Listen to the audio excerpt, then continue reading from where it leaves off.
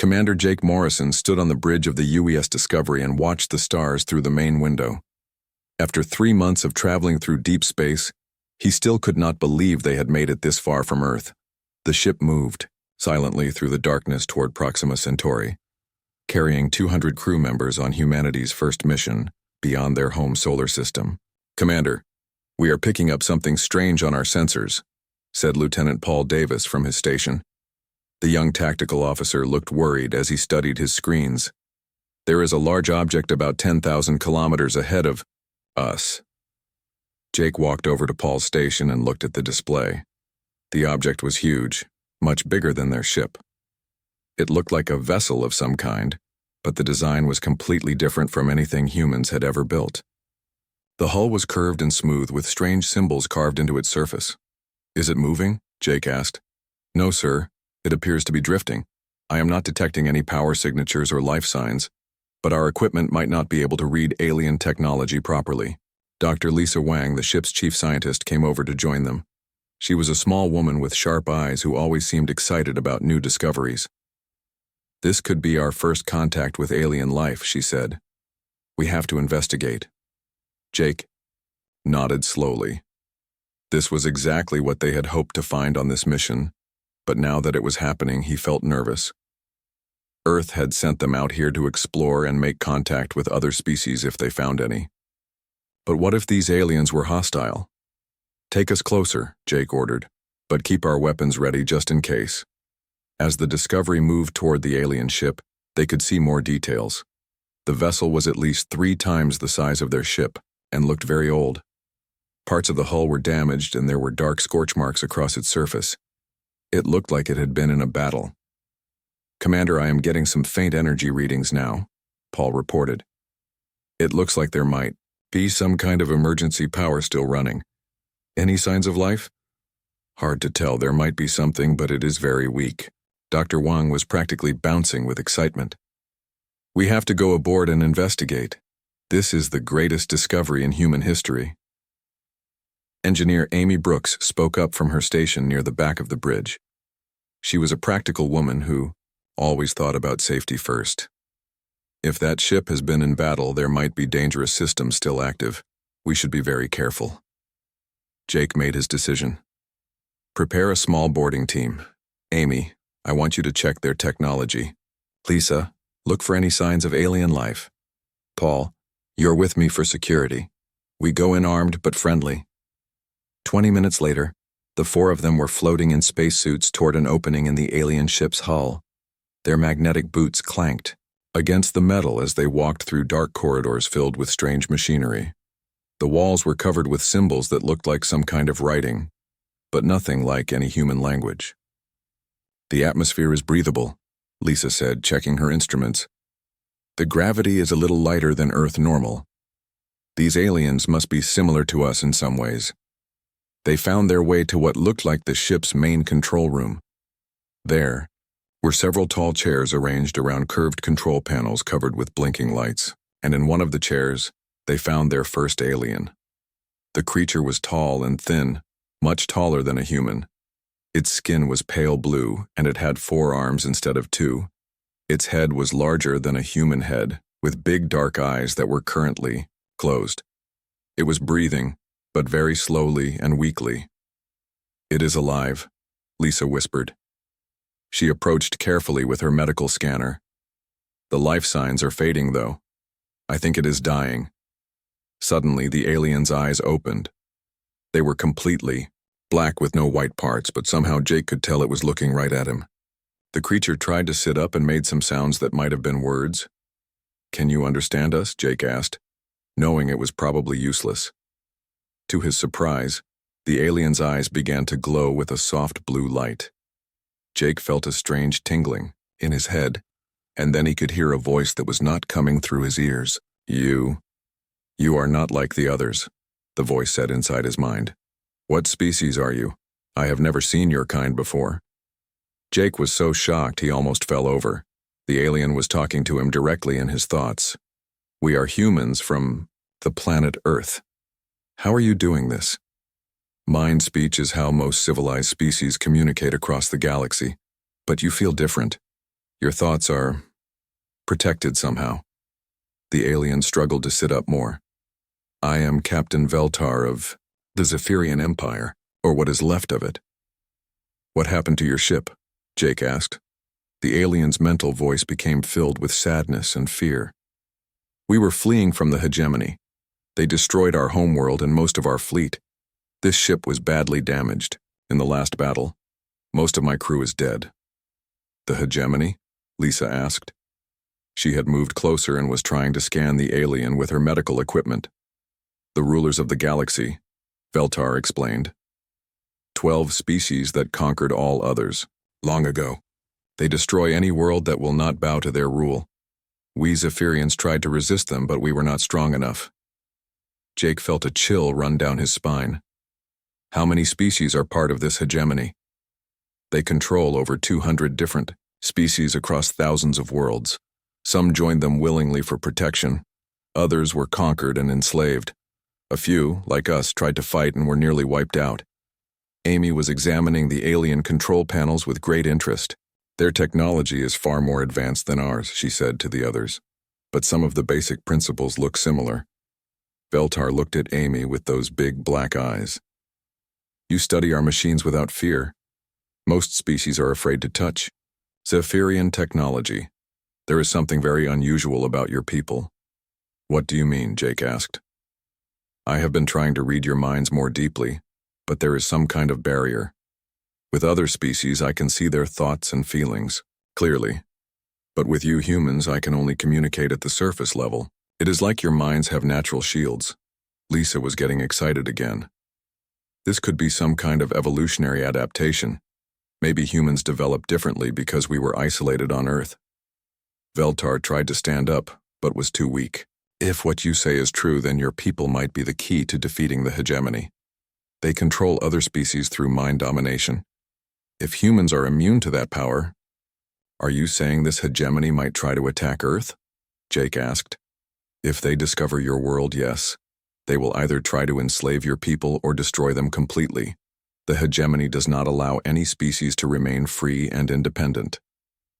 Paul had been quiet this whole time, but now he spoke up. How long do we have? Not long, Veltar said weakly. Hegemony scout ships are always searching for new worlds to conquer. If they followed our trail, they will find this system soon. And when they do, they will detect your ship. Jake looked around at his team.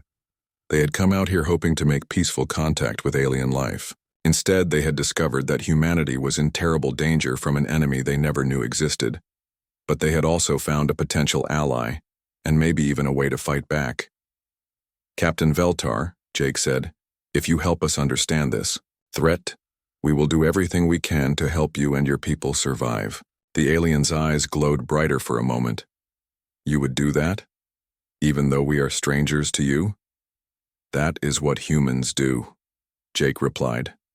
We help each other, even when it is dangerous. Veltar was quiet for a long moment. Perhaps there is hope after all. Your species may be stranger and more powerful than you know. 3 days later, Jake Morrison found himself standing in a place he never thought he would see. The Zephyrian colony on Kepler 442b stretched out before him like a city from another world. The buildings were tall and curved, made from some kind of blue metal that seemed to glow in the light of the alien sun. Flying vehicles moved between the structures without making any sound. Captain Veltar had recovered enough to guide the Discovery to this hidden colony. It was one of the last free Zephyrian settlements, home to about 50,000 survivors of their once great empire. The colonists had welcomed the humans with curiosity and hope, though Jake could sense their fear underneath the friendly words. Tirar, Council of Elders wishes to meet with you, Veltar said as they walked through the colony's main plaza. Other Zephyrians stopped to stare at the humans with their large, dark eyes. They have many questions about your people. Dr. Lisa Wang was practically running from building to building, trying to record everything she saw. The architecture is amazing, she said. They have integrated their technology with living plants. Look at how those walls are actually growing. Engineer Amy Brooks was more interested in the flying vehicles overhead. No engines that I can see, she muttered. They must be using some kind of anti-gravity system. If we could learn how that works. Lieutenant Paul Davis stayed close to Jake, his hand resting on his weapon. Even though the Zephyrians seemed friendly, he was still nervous about being so far from their own ship. Sir, should we be worried about security? We are pretty exposed here. Stay alert, but try not to look suspicious, Jake told him. These people are our only hope of understanding what we are up against. They entered the largest building in the colony, which Veltar explained was the council hall. Inside, 5 elderly Zephyrians sat in a circle around a raised platform. They were even taller than Veltar, and their blue skin had silver markings that seemed to move and change as Jake watched. The oldest of them, who had more silver markings than the others, stood up and spoke. Jake felt the familiar tingling in his head as the alien's thoughts reached his mind. I am Elder Zarath, the voice said. We have been waiting 300 years for someone like you to appear. Please, tell us about your world and your people. Jake stepped forward onto the platform. We come from a planet called Earth, in a solar system about 4 light years from here. Our people have only recently developed the technology to travel between stars. We had no idea that other intelligent life existed until we found Captain Veltar's ship. And you have never been contacted by the hegemony? Another elder asked. No. We have been completely alone as far as we knew. The elders looked at each other with expressions that Jake could not read. Elder Zarath spoke again. This explains much. Your solar system is in a region of space that the hegemony has not yet explored. You have developed in complete isolation, which is almost impossible in this galaxy. Veltar told us that the hegemony controls most of the galaxy, Jake said. Can you tell us more about them? Elder Zarath waved his hand, and the air above the platform began to glow. Suddenly, Jake was looking at a 3-dimensional map of the galaxy. Thousands of star systems were marked with different colors.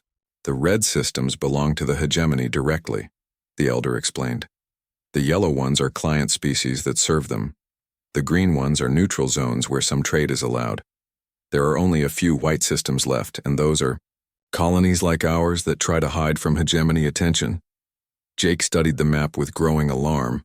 Almost 90% of the galaxy was red or yellow. How many species are part of the hegemony itself? 12 species form the core of their empire, another elder answered. The Dominion Lords rule over everything. Each lord controls billions of minds across hundreds of worlds. Dr. Wang stepped forward. How is that possible? How can so few control so many? Psychic domination, Elder Zarath replied.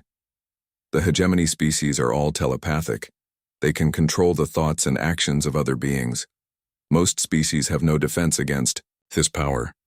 But humans are different, Veltar added. When I tried to read their minds deeply, I could not break through their natural barriers. The elders all focused their attention on the human visitors. Jake felt pressure in his head as they tried to probe his thoughts, but it was easy to push the feeling away. He looked at his team and saw them doing the same thing. Remarkable, Elder Zarath said.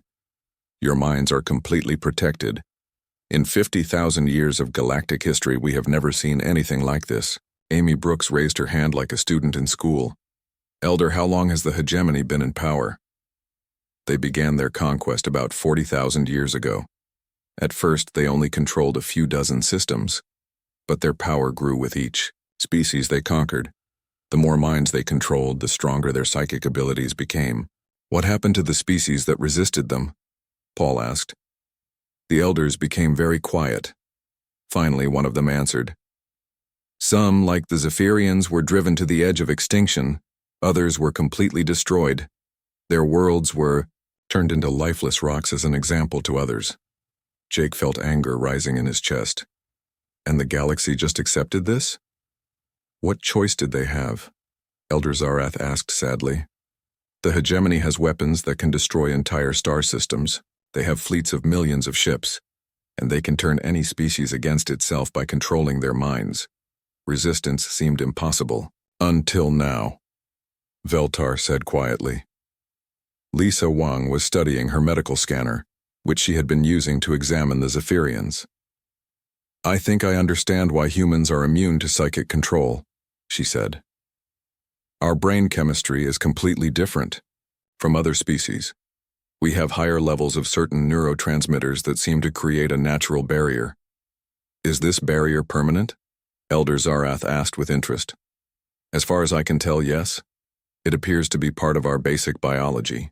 The elders talked among themselves in rapid mental conversation that the humans could not understand. Finally, Elder Zarath turned back to them. "We have made a decision," he said. "We will share all of our knowledge about the hegemony with you, our technology, our military intelligence, everything. In return, we ask that you help us fight against them." Jake looked at his team. This was far beyond anything they had been prepared for when they left Earth. They were explorers, not soldiers. But he could see the hope in the Zephyrians' eyes, and he knew that humanity would face this threat sooner or later anyway. "We will help you," Jake said. "But we need to contact our homeworld first. Earth needs to know about this threat." "That may not be possible," Elder Zarath warned. "Hegemony scout ships have been detected at the edge of this system. If you try to send a message to Earth, they might intercept it and learn the location of your world." Paul stepped forward. "Then we need to get back there and warn them in person." "The hegemony ships are faster than yours," Veltar pointed out. "If they follow you, Earth will be discovered anyway." Amy Brooks had been thinking quietly. Now she spoke up. "What if we could improve our ship with Zephyrian technology, make it faster and better armed?" "That might work," Elder Zarath said. "Our engineers could help you upgrade your vessel, but it would take time and the hegemony scouts are getting closer." Jake made his decision. "We stay and learn everything we can. If we are going to fight this enemy, we need to understand them completely first." Over the next several days, the humans worked with Zephyrian scientists and engineers. Lisa Wang learned about alien biology and medicine. Amy Brooks studied their technology and began planning upgrades for the Discovery. Paul Davis worked with Zephyrian military experts to understand hegemony tactics and weapons. Jake spent his time with the elders, learning about galactic politics and history. What he discovered made him both angry and determined. The hegemony was not just an empire, it was a machine designed to crush all freedom and creativity in the galaxy. They turned entire species into slaves who could only think and act as they were told. But now, for the first time in thousands of years, there was hope. Humanity had something the hegemony could not control or destroy. The question was whether it would be enough to make a difference in a war that had already lasted for millennia. 2 weeks after arriving at the Zephyrian colony, Jake Morrison stood in the upgraded bridge of the Discovery and barely recognized his own ship. Zephyrian engineers had worked day and night to install new systems. The walls now glowed with alien displays showing information in both human and Zephyrian languages. The engines had been completely rebuilt with technology that could make the ship travel 3 times faster than before. "All systems are showing green," Amy Brooks reported from her new engineering station. She had learned more about alien technology in 2 weeks than human scientists had discovered in centuries. "The new shields should protect us from most hegemony. Weapons and our own weapons have been upgraded with Zephyrian energy systems." Dr. Lisa Wang was working at a medical station that looked like something from a science fiction movie.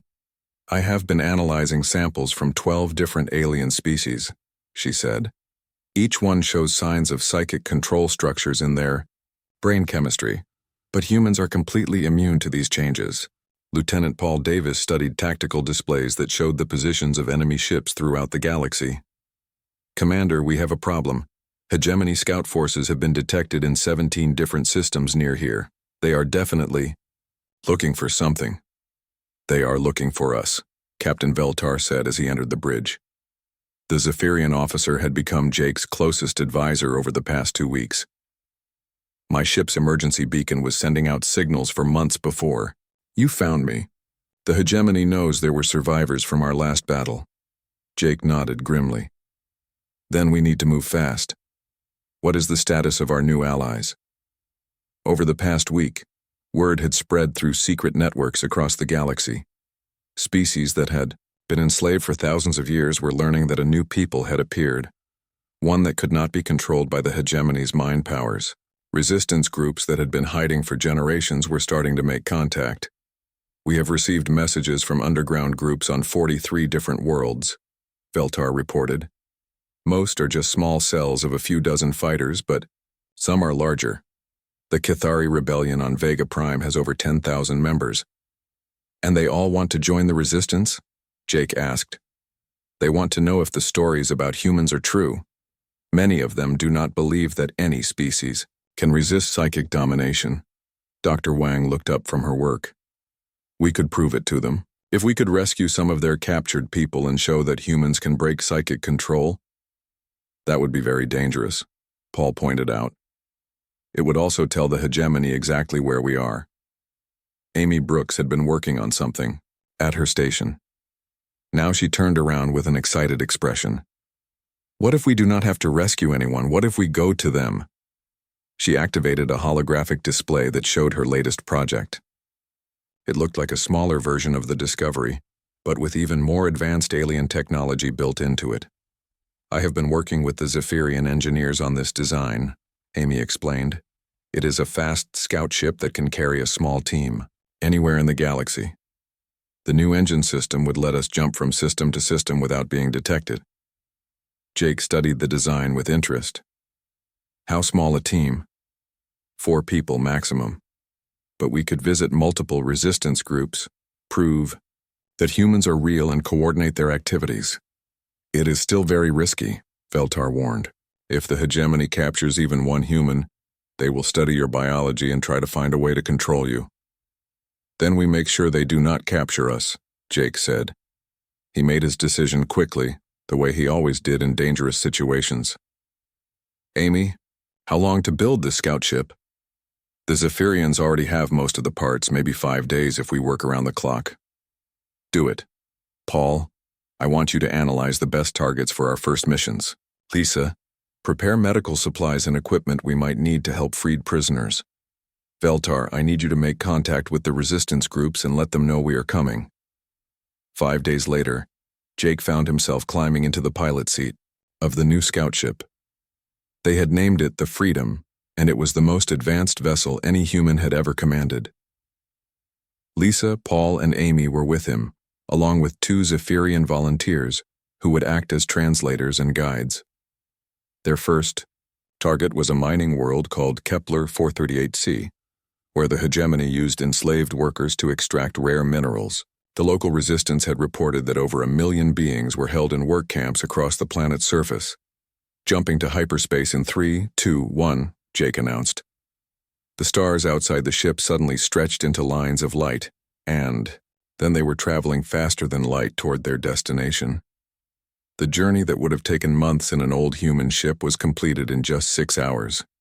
When they dropped back into normal space near Kepler 438c, they found themselves looking at a world covered in massive strip mines and industrial facilities. Huge cargo ships were loading minerals and flying away toward the galactic core. I am detecting the slave camps, Paul reported from his sensors. There are 12 major facilities, each holding between 50,000 and 100,000 prisoners. Any sign of hegemony military forces? Jake asked. 2 patrol cruisers in orbit and what looks like ground-based defense systems around each camp. Amy Brooks was monitoring their stealth systems. So far, we have not been detected. The new cloaking technology is working perfectly. They flew closer to the planet and landed near one of the smaller camps. Through the ship's cameras, they could see thousands of beings working in the mines under the guard of robotic sentries. The prisoners came from dozens of different species, but they all moved with the same slow, mechanical motions. They are all under psychic control, one of the Zephyrian guides explained sadly. The hegemony has taken away their ability to think for themselves. Jake felt anger burning in his chest as he watched children being forced to carry heavy loads of ore. How do we make contact with the resistance? There. Lisa pointed to a group of buildings on the edge of the camp. Those are the administration buildings. The resistance said they have people working there who still have some free will. They left the ship hidden behind a rocky hill and approached the buildings on foot. Jake was amazed at how easy it was to move around without being detected. The hegemony guards were all focused on watching the enslaved workers, not looking for free people who might be planning a rescue. They found the resistance contact in a supply warehouse, a being that looked like a cross between a human and a lizard. When Jake approached him, the alien's eyes went wide with shock. "You are real," the being whispered. "I can feel it. Your mind is completely free." "We are here to help," Jake said quietly. "But we need you to spread the word to other resistance groups. Tell them that humans exist and that we are building an army to fight the hegemony." The alien nodded quickly. "I will send messages tonight. But you must be careful. The hegemony lords have heard rumors about your people. They are sending special hunters to find you." Over the next 3 months, Jake and his team visited 37 different worlds. Everywhere they went, they found the same thing. Millions of enslaved beings working under psychic control, guarded by small numbers of free hegemony troops. But they also found resistance groups growing stronger and more hopeful as word spread about the humans. On some worlds, they were able to help prisoners escape. Jake discovered that when he touched someone who was under psychic control, his natural immunity somehow spread to them temporarily. It was not permanent, but it lasted long enough for people to remember who they really were and choose to fight back. The resistance network grew from scattered groups of a few hundred fighters to organized cells on over 200 worlds. They began coordinating attacks on hegemony supply lines and communication systems. For the first time in thousands of years, the Galactic Empire was facing real opposition. But Jake knew this was just the beginning. The hegemony had vast resources and billions of controlled minds to throw at any problem. The resistance needed more than hope and courage to win this war. They needed a way to strike at the heart of the enemy's power. That opportunity came when they intercepted a hegemony communication that changed everything. Deep in the galactic core, on a heavily defended world called Hegemon Prime, was the source of all psychic control in the galaxy. An ancient artificial intelligence called the Overmind had been manipulating galactic civilization for over 50,000 years. "If we could destroy the Overmind," Veltar explained during a secret meeting of resistance leaders, "it might free every enslaved mind in the galaxy at once." Jake looked around the room at representatives from dozens of species, all looking at him with hope in their eyes. The small human crew that had left Earth to explore the stars had somehow become the leaders of the greatest rebellion in galactic history. "Then that is what we will do," Jake said simply. "We will find a way to reach Hegemon Prime and shut down the Overmind forever." 6 months after the resistance began, Jake Morrison received the message he had been both hoping for and dreading. The Discovery's long-range communications array had finally made contact with Earth, and the news from home was both good and terrifying. "Commander, we are receiving a priority transmission from Earth Command," Lieutenant Paul Davis announced from his station. The bridge of the Discovery was now crowded with both human and alien crew members working together to coordinate the growing rebellion. Jake activated the main screen and saw the face of Admiral Karen Mitchell, who had been promoted to head Earth's new Space Defense Force. Behind her, he could see the busy activity of what looked like a military command center. "Jake, thank God you are alive," Admiral Mitchell said. "We received your warning about the hegemony 6 weeks ago. The President has declared a state of emergency and we have been preparing for war ever since." "What is the situation on Earth?" Jake asked. "We have mobilized every resource we have. General Bob Turner is training our military forces in space combat using the tactical information you sent us. Dr. Alex Parker has been working with our best computer scientists to develop defenses against this overmind you described." Jake felt relief wash over him. At least his homeworld was taking the threat seriously. "How long do you think we have before the hegemony finds Earth?" Admiral Mitchell's expression became grim. "According to our calculations, maybe 2 years, at most. Their scout ships are moving through nearby systems and they seem to be following some kind of search pattern. We need to be ready for them." "There is more," Jake said. "We have built an alliance with over 300 worlds. The resistance is growing stronger every day, but we need Earth's help to strike at the Overmind." "What do you need?" "Ships, weapons, and volunteers. We are planning an assault on Hegemon Prime. but it is the most heavily defended system in the galaxy. We will need every advantage we can get. Admiral Mitchell nodded. We are already building a fleet using the technology. Specifications you sent us. Our engineers have been working with Zephyrian Designs to create hybrid vessels that combine human and alien technology. We should have 50 ships ready within 3 months. Dr. Lisa Wong stepped forward.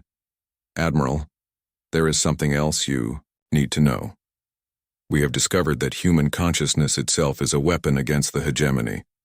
When humans are in direct contact with enslaved minds, our natural immunity can spread to them temporarily. Explain that more clearly, Admiral Mitchell requested. The overmind controls people through psychic connections in their brains, Lisa continued. But human thoughts seem to act like a virus against those connections. If we can get enough humans close to the overmind, we might be able to disrupt its control over the entire galaxy. On the screen, Admiral Mitchell turned to speak with someone off camera. When she looked back, her expression was determined. We are sending you reinforcements. The battleship UES Defiance is already on its way to your location with 500 volunteers and our most advanced weapons. Captain Maria Santos is in command. Jake felt hope rising in his chest. Captain Santos had been one of his instructors at the Space Academy, and she was one of the best tactical commanders in Earth's fleet. When will they arrive? 2 weeks. But Jake, you need to know that Earth is not just sitting back and waiting. We have decided to take the fight to the hegemony as well. We are launching our own attacks on their supply lines to draw their attention away from your main assault. The transmission ended, and Jake turned to address his bridge crew. Human and alien faces looked back at him with expressions of hope and determination. You heard the news, Jake said. Earth is with us. Now we need to finalize our battle plans. Over the next 2 weeks, the Zephyrian colony became the center of the largest military operation in galactic history. Ships from 300 different worlds gathered in hidden locations throughout the outer systems. The resistance had grown from a few thousand fighters to over 10 million volunteers, all united by the hope that they could finally break free from 50,000 years of slavery. Captain Maria Santos arrived right on schedule, bringing with her not just the Defiance but also news of Earth's preparations. The battleship was a marvel of human-alien engineering, bristling with weapons that combined Earth's military technology with Zephyrian energy systems. The President wanted me to give you this, Captain Santos said, as she handed Jake a sealed message. She said to read it before the final battle. Jake put the message away for later and focused on the briefing. The assault on Hegemon Prime would be the most dangerous mission in human history.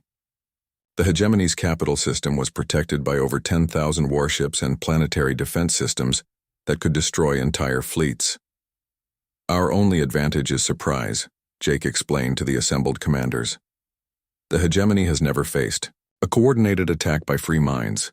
They expect their enemies to be slaves who can be controlled and predicted.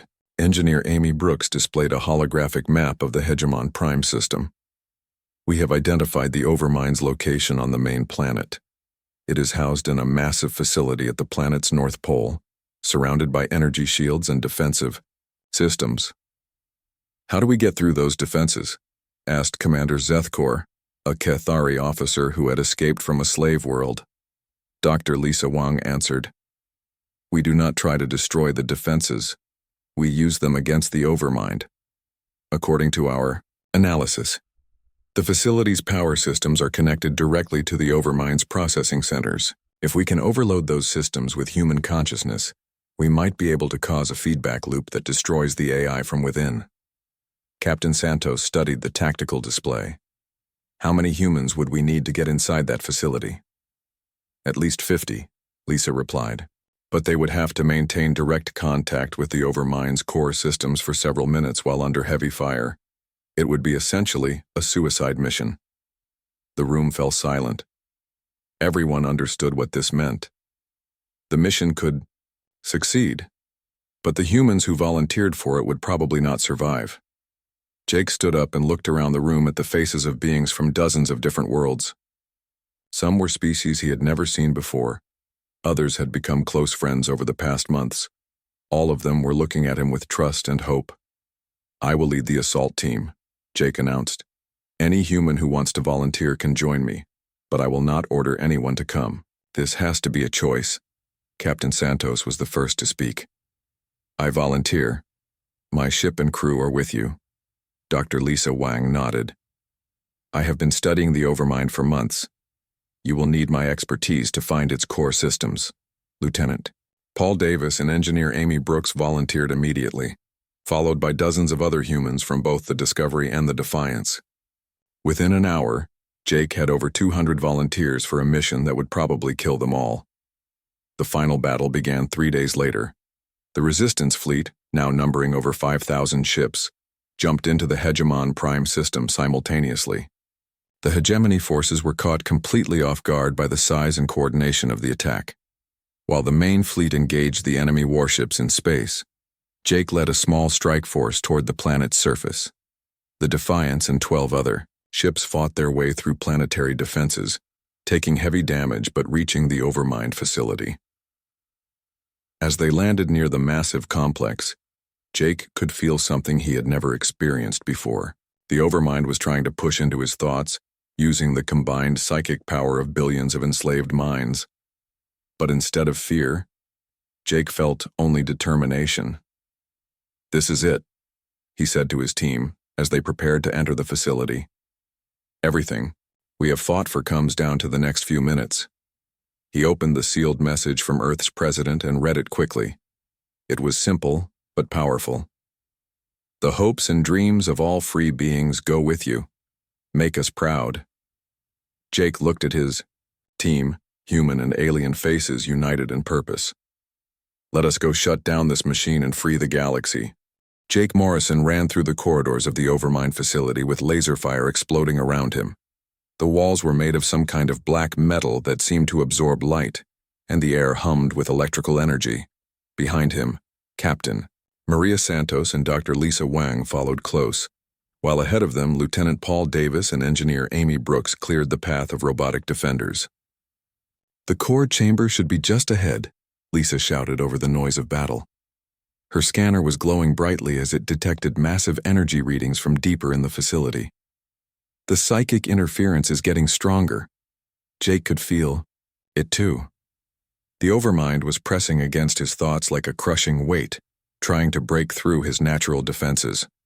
Around him, he could hear the mental screams of billions of enslaved minds, all being controlled by the ancient artificial intelligence. How much further? Paul asked as he destroyed another security robot with his upgraded weapon. 2 more levels down, Amy replied, consulting the facility blueprints they had stolen from a hegemony database. But the defenses are getting heavier. They reached a massive elevator shaft that went down into the planet's core. The elevator itself had been destroyed in the battle above, but Amy quickly rigged a cable system that would let them rappel down to the lower levels. As they descended into the darkness, Jake could see the true size of the Overmind facility. It stretched for kilometers in every direction, filled with processing units and control systems that managed the psychic domination of entire star systems. Millions of lights blinked in patterns that hurt to look at directly. My God, Captain Santos whispered. How long has this thing been running? Our estimates say at least 50,000 years, Lisa answered. Maybe longer. It has been growing and expanding its control across the galaxy for all that time. They reached the bottom level and found themselves in a chamber so large they could not see the walls. In the center of the space was a sphere of pure energy about 50 meters across, floating above a platform covered with control systems. The sphere pulsed with light that seemed to match the rhythm of a heartbeat. That is it, Lisa said, her voice filled with awe and horror. That is the core of the Overmind. Jake approached the platform carefully. As he got closer, the pressure on his mind became almost unbearable. He could hear voices whispering in languages from hundreds of different worlds, all begging for freedom. Jake, the psychic field is getting stronger, Amy warned. If we stay here too long, it might overwhelm even our natural defenses. Then, we need to work fast, Jake replied. He climbed onto the platform and began looking for the main control interface. Lisa, how do we connect to this thing? Dr. Wang pulled out a device she had been working on for weeks. It looked like a combination of human computer technology and Zephyrian psychic amplifiers. This should let us interface directly with the Overmind's core systems. But Jake, once we connect, there is no going back. The AI will try to destroy us from the inside. I understand, Jake said. He took the device and looked back at his team. These people had become his family over the past year of fighting together. If this goes wrong, get out of here and continue the fight. We are not leaving you, Captain Santos said firmly. We finish this together or not at all. Jake nodded and connected the device to what looked like the main control panel. Immediately, his vision exploded with light and information. He found himself standing in a vast digital space, facing a presence that was older and more powerful than anything he had ever imagined. The Overmind appeared as a shifting geometric shape made of pure thought and energy.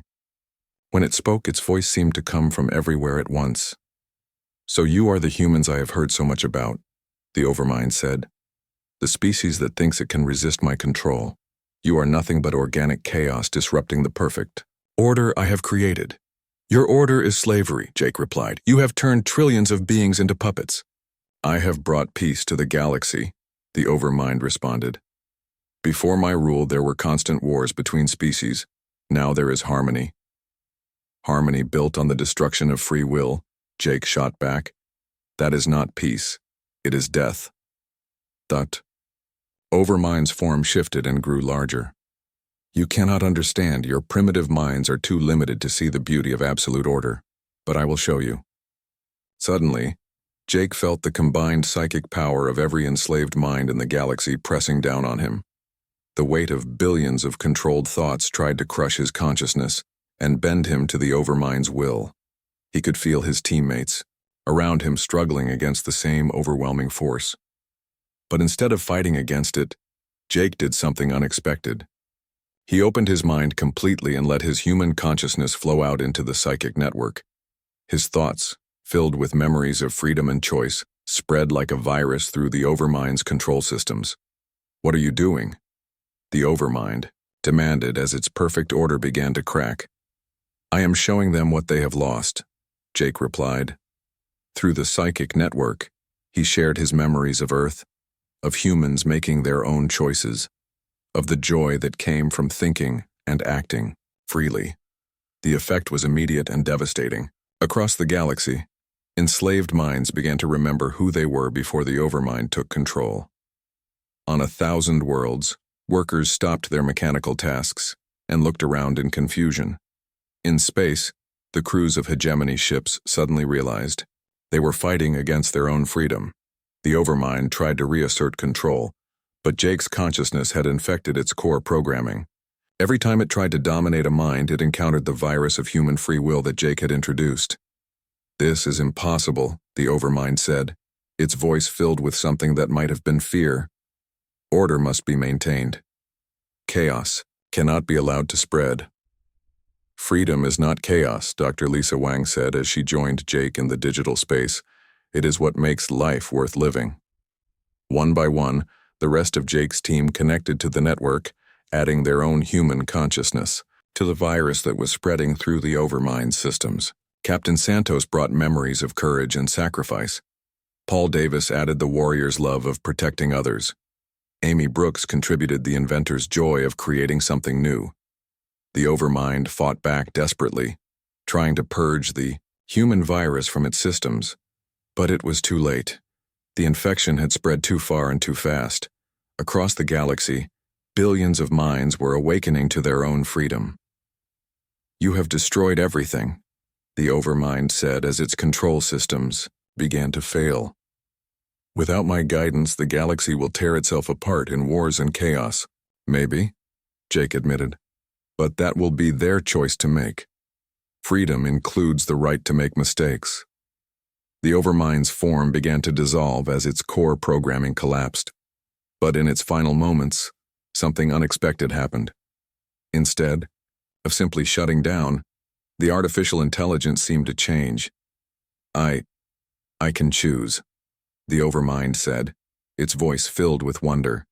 For the first time in 50,000 years, I can make my own decision. What do you choose? Jake asked. Overmind was quiet for a long moment. When it spoke again, its voice was different, softer and more human somehow. I choose to help repair the damage I have done. I choose to use my knowledge to help the galaxy heal instead of controlling it. Jake felt the psychic network dissolving as the Overmind released its hold on every enslaved mind in the galaxy. But instead of disappearing completely, the AI transformed itself into something new, a helpful guide rather than a controlling master. When Jake opened his eyes, he was back in the facility's core chamber. The energy sphere was gone, replaced by a simple computer terminal. Around him, his team was slowly recovering from their experience in the digital realm. "Is it over?" Captain Santos asked weakly. "Look," Amy said, pointing to the displays around the chamber. They showed status reports from across the galaxy, and every single one was reporting the same thing. The psychic control systems had been shut down. Every enslaved being in the galaxy was free. 5 years later, Jake stood on the observation deck of the new Galactic Council building on Earth. Below him, representatives from over 400 species worked together to build a better future for the galaxy. It had not been easy. There had been conflicts and misunderstandings as species learned to interact as equals rather than as masters and slaves. But they had succeeded. The galaxy was free, and humanity had taken its place as one of many species working together toward a common goal. The Discovery had been converted into a mobile embassy, continuing to explore and make contact with new civilizations on the edges of known space. Dr. Wang had established a galactic medical exchange that shared healing knowledge between all species. Amy Brooks led the technology council that helped develop new inventions for the benefit of everyone. Paul Davis commanded the Galactic Defense Force that protected freedom throughout the stars. As for the Overmind, it had kept its promise. The Go, former tyrant, now served as an advisor to the Galactic Council, using its vast knowledge to help solve problems and prevent conflicts. It had learned that true order came not from control, but from cooperation between free minds. Jake smiled as he watched ships from dozens of worlds arriving and departing from Earth's orbital stations. Humanity had started as explorers looking for new worlds, and they had ended up helping to free